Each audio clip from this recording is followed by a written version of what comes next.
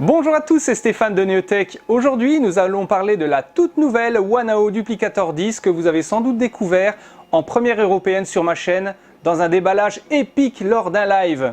Mais on va découvrir aujourd'hui plus de particularités avec ses caractéristiques, sa qualité de print et quelques petits trucs en plus. A tout de suite.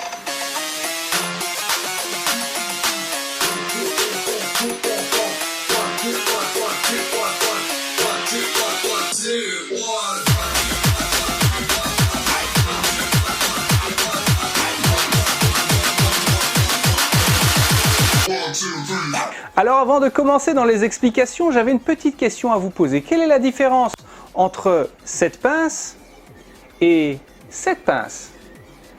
Oui, vous me direz, les deux, ce sont des pinces. Évidemment, l'une c'est une pince multiprise, la seconde c'est une pince qu'on appelle une pince Bruxelles. On comprend donc que l'une aura pour vocation des travaux beaucoup plus lourds et l'autre pour vocation des travaux beaucoup plus légers et beaucoup plus précis. Eh bien, c'est un petit peu cet exemple qui va servir de fil conducteur pour cette vidéo.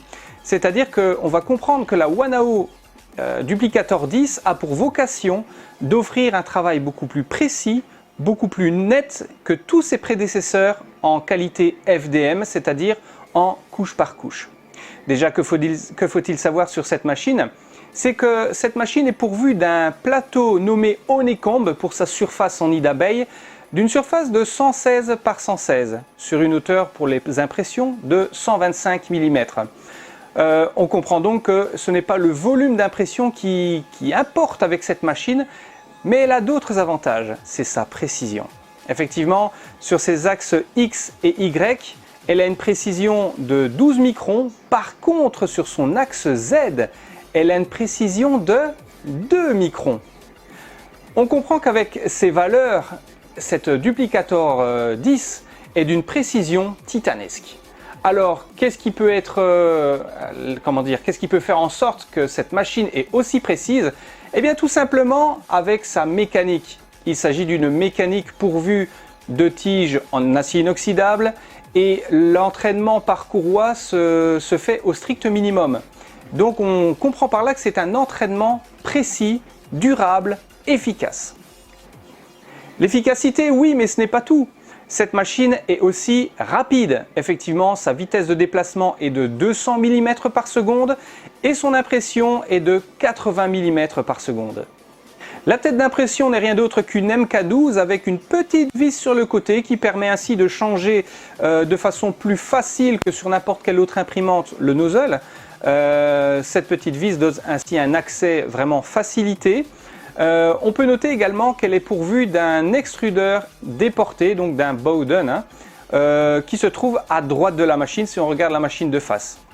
On va d'ailleurs faire le tour du propriétaire de cette machine. On remarque d'ailleurs que sur le côté gauche, il n'y a strictement rien, hormis deux vis et la ligne de jonction de cette imprimante monobloc.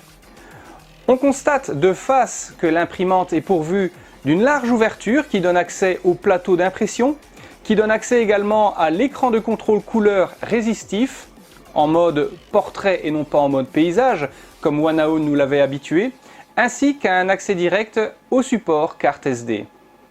À droite, on peut noter qu'il y a l'extrudeur. L'extrudeur a d'ailleurs un petit avantage bien sympathique, c'est qu'il y a la possibilité de mettre les deux doigts dessus, dans le sens où il y a une petite gâchette d'un côté et de l'autre. Ça évite comme ça de faire des bêtises et de toucher à tout et n'importe quoi. Ensuite, une petite flèche sous l'extrudeur indique quel est l'endroit où l'on doit introduire le filament de 1,75 mm en PLA. En PLA, effectivement, pourquoi ? Parce que cette machine n'est pas pourvue de plateau chauffant, mais elle est pourvue donc d'un plateau Honeycomb, comme je vous l'ai signalé, qui garantit une accroche optimale des pièces. Maintenant, si ce plateau Honeycomb ne vous convient pas à cause du fait qu'il est préférable de mettre un radeau sous chaque pièce, vous pouvez très bien y ajouter, selon vos désirs, un build tag si vous en avez envie, voire même du blue tape. Pourquoi pas? Il n'y a aucun problème à cela. Petit point à signaler, cette machine n'est pas pourvue d'un support bobine. Le support bobine donc est à ajouter. Vous pouvez bien sûr l'imprimer vous-même. Je vais vous mettre un petit lien en description où il y a un support très sympathique, facile à imprimer, qui ne demande pas beaucoup de temps. Si bien sûr vous désirez opter pour cette option-là, sinon Il existe tout fait sur des sites comme Amazon et bien d'autres. Concernant le leveling, effectivement le leveling est toujours l'étape cruciale dans le cas d'une imprimante 3D. Dans ce cas-ci, il est on ne peut plus facilité. Tout se fait grâce à l'écran de contrôle, mais on va voir ça tout de suite après. Tout se fait grâce à l'écran de contrôle et bien sûr à notre petite carte bien sympathique, notre petite carte en plastique qui permet justement de régler pile poil le nozzle par rapport au plateau, mais c'est super facile. On peut noter également les détails de cette machine. Cette machine a la particularité d'avoir une construction très soignée, très propre, où rien ne dépasse, où tout est caché. En fait, c'est vraiment la finition absolue. Par exemple, je vous ai parlé des tiges qui permettent le déplacement de la tête en son niveau supérieur, mais il y a également le passe-câble qui est comme une chaînette, hein, comme vous le voyez sur la photo. C'est une chaînette où tous les câbles passent dedans, tout est propre, tout est nickel et ça c'est très agréable. Alors avant d'attaquer les diverses fonctionnalités de l'écran LCD en façade de l'appareil, il faut savoir que cette machine, cette Duplicator 10 fonctionne avec une version dédiée de Cura. D'ailleurs la version se trouve sur la carte SD livrée. Ensuite, si vous désirez par exemple la dernière version, je vous invite bien sûr à aller sur le site de Wanao où vous pourrez ainsi télécharger la dernière version disponible pour la Duplicator 10. Et pour le confort de tous, comme slicer, vous pouvez bien sûr utiliser Cura, Os Repeater, Simplify 3D, etc. etc. Il suffira alors de régler votre machine avec les paramètres de la machine, à savoir un plateau de 116 par 116 sur sa base, sur une hauteur de 125. Alors maintenant que nous avons parlé des caractéristiques techniques de la machine, on va voir les diverses fonctionnalités sur l'écran de cette Wanao Duplicator 10. Alors maintenant nous allons découvrir les diverses fonctionnalités, comme je l'ai dit, de cet écran LCD qui est à disposition sur la façade de la Wanao Duplicator 10. J'ai également fait un cadrage exprès pour que l'on puisse voir le comportement du plateau vis-à-vis de réglages que nous allons faire après la vidéo, enfin après vous avoir présenté les diverses fonctionnalités. On remarque d'ailleurs avec cet écran LCD couleur qu'il y a différents onglets. Il y a l'onglet ici en haut à droite, réglages. Ensuite, nous avons l'onglet utilitaire, carte SD, axe mobile, donc c'est-à-dire déplacement des différents axes X, Y et Z, et des fonctions propres pour le changement de filament. On va bien sûr commencer par les réglages. Dans les réglages, on remarque que par ces différents pictogrammes, il est très facile par exemple de remplacer la buse. Comme je l'ai dit tout à l'heure, il y a une vis sur le côté de la buse afin de changer le nozzle très rapidement. Il y a la fonction étalonnage que nous allons voir juste après. Très intéressant, la langue. On peut choisir diverses langues, l'anglais, l'allemand, le français, l'espagnol. Attention français, quelques petites fautes d'orthographe, mais franchement on va pas faire la fine bouche. Ils ont fait un bel effort d'apporter la langue française dans une machine qui vient de l'Empire du Milieu, c'est-à-dire la Chine. Ensuite nous avons l'étalonnage, étalonnage de l'écran. Vous appuyez dessus. Comme sur les anciens écrans, eh bien, il va vous demander d'appuyer sur les différentes croix qui s'affichent dessus afin de calibrer avec précision l'écran. Voilà, comme ceci. Est-ce que vous êtes d'accord? Bah, bien sûr, mon ami. Ensuite, nous avons les utilitaires.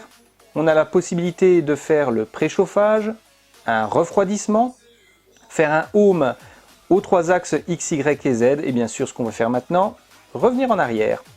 En ce qui concerne la carte SD, eh bien voilà, tous les prints qui ont été réalisés pour les tests de cette Duplicator 9.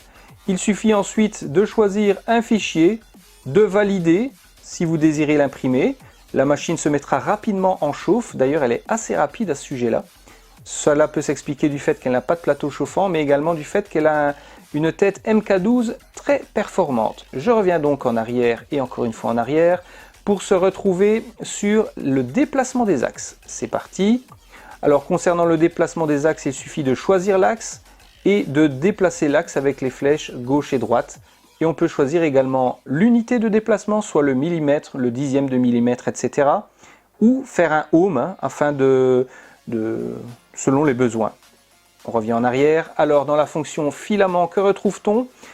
Il y a une fonction de chargement de filament, de déchargement de filament. Donc si vous voulez changer votre filament, c'est ainsi facilité grâce à cet écran de contrôle.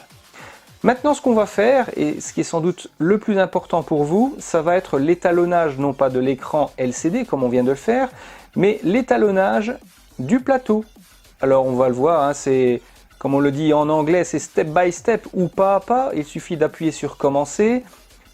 Il nous prévient que la machine doit être à une température inférieure à 50 degrés. On l'entend bien, il s'agit du nozzle. Ici, elle est à 33. Très bien, on fait prochain. Elle nous invite maintenant, alors voilà pourquoi j'ai reculé la caméra, elle nous invite à retirer le filament s'il y en a sur le nozzle. Dans ce cas-ci, la tête est propre, le plateau va s'écarter et la tête se mettre en position milieu. Voilà. Une fois qu'elle a adopté cette position, que va-t-on faire? Bien, on va vérifier. La tête est bien propre, c'est nickel. Pourquoi? Parce que forcément, on va y mettre la petite carte de réglage. On tape sur prochain. Préparez-vous à ajuster la distance entre la buse et la plateforme à 1/10 de millimètre d'une épaisseur de papier. C'est très bien. On va attendre que le plateau approche du nozzle. Voilà. Et on va taper sur prochain. Insérer la carte de mise à niveau. Bien monsieur. C'est parti.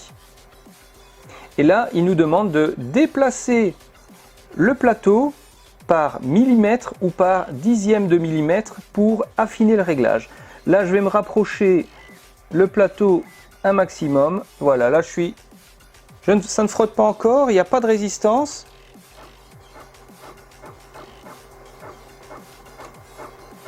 Alors, bien, ah, ça y est, là il y a une résistance, pas forte, hein, la résistance, c'est bon.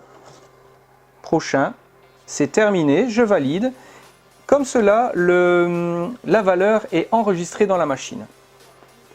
Donc, comme vous le remarquez, l'écran de contrôle permet pas mal de possibilités, permet pas mal de prints, mais comme vous allez le voir dans la séquence suivante, il faut retirer les prints du plateau, le fameux plateau Honeycomb. Vous allez voir, c'est super facile. Alors, comme dans ce cas-ci, une fois que votre pièce est terminée de printer, comme vous le voyez sur ce film, la tête se retire, hein, comme toute imprimante, le plateau s'abaisse quelque peu. Il ne vous reste plus qu'à faire une opération très simple, mettre votre main derrière la machine afin d'enlever le plateau magnétique. C'est ce qu'on va faire tout de suite. Voilà, vous opérez comme ceci. C'est super facile. Une fois que vous avez la pièce en main, il suffit d'appliquer une petite torsion sur la plaque afin de récupérer votre print. C'est aussi simple que ça. Je vais enlever le radeau et regardez, la plaque est toute propre, toute nette, toute belle. Pas la peine d'en faire plus. J'ai enlevé le radeau. Maintenant, ce que je vais faire, je vais nettoyer la pièce pour la comparer à celle que j'ai printée sur la i3 Mini. Il y en a une bleue, comme ça prouve bien que ce sont deux pièces différentes. Une bleue sur i3 Mini. Maintenant, la gris, comment ça s'appelle encore, comme les crayons? Alors, il est marqué ici, gris graphite sur la D10. Et vous allez voir que la finition est vraiment d'une qualité assez impressionnante. Ce sont évidemment les mêmes paramètres qui me permettent ainsi de travailler sur les deux machines, imprimées en 0,15 à une vitesse de 0,60 sur les deux machines. Et on va voir quels sont les résultats in fine et voir quelle est la machine qui remporte ainsi la palme de la précision et de la beauté de print. Maintenant, nous allons voir les capacités de cette machine, c'est-à-dire le travail qu'elle peut fournir. Rappelez-vous l'exemple des pinces, ce n'est pas pour rien que j'ai utilisé cela. C'est tout simplement pour vérifier, pour prouver que cette machine peut faire des prints très fins. On va prendre comme premier exemple ce buste de Batman et on remarque que même s'il est en filament translucide, la silhouette est très fine. C'est une impression en 0,10, 215 degrés avec un filament translucide, tout ce qu'il y a de plus basique, et on remarque que le résultat est exceptionnel. Je n'ai jamais vu une machine FDM, c'est-à-dire par succession de couches, offrir un tel résultat. Et si on n'est pas certain, on va faire un comparatif avec l'excellente i3 Mini, qui est déjà un champion du genre, un champion dans cette catégorie de la précision. Eh bien, on va remarquer que la Wanao D10 va vraiment encore plus loin quand on voit par exemple ce print de rhinocéros, pourquoi un rhinocéros? Rappelez-vous, Wanao, c'est quoi le logo? C'est un rhinocéros. Donc forcément, j'ai voulu attaquer de ce côté-là. On remarque qu'avec les mêmes paramètres, la qualité est vraiment supérieure. Une finesse, une propreté, franchement, il n'y a pas à dire, quoi. Elle est top, cette machine. Ensuite, autre exemple, on peut voir cette muse grecque. Cette muse grecque a été imprimée d'une part sur la Wanao D10, bien sûr, mais avec sa petite voisine, elle a été imprimée sur une Duplicator i3 Plus Mark II. Excellente machine qui offre bien sûr un volume d'impression supérieur, mais on remarque que la finesse de travail n'a rien à voir. Il suffit de regarder le drapé du vêtement de cette muse grecque, c'est magnifique, c'est lisse, c'est propre, sans rature, sans défaut, c'est sublime. Alors on ne va pas multiplier comme ça les exemples à volo, le but est justement de prouver, tout simplement de prouver que cette Duplicator 10 a une précision d'impression qui est chirurgicale, même à comparer avec la i3 Mini qui est déjà topissime. Et bien là, la Duplicator 10, c'est un level up, hein. C'est encore un level au-dessus. En qualité de précision, c'est vraiment top. Évidemment, chaque machine a ses capacités. Si par exemple on la compare à une Duplicator 9, là on va plutôt privilégier le volume. On ne va pas privilégier une telle qualité d'impression. Ce sont deux usages différents et on remarque que dans l'impression 3D, c'est un petit peu le même principe. Maintenant, j'espère que cette vidéo t'a donné une idée sur les capacités de cette machine, t'a donné une idée sur la qualité d'impression, ainsi que des diverses fonctionnalités. Donc, si celle-ci t'a plu, n'hésite pas à t'abonner, ça me fera toujours plaisir. N'hésite pas également à t'abonner sur les différents réseaux sociaux, comme ça tu verras tout ce qui se passe sur la chaîne de Neotech, que ce soit sur Facebook, Twitter, Instagram et Snapchat. Sur ce, je te souhaite une très bonne journée. Ciao, ciao!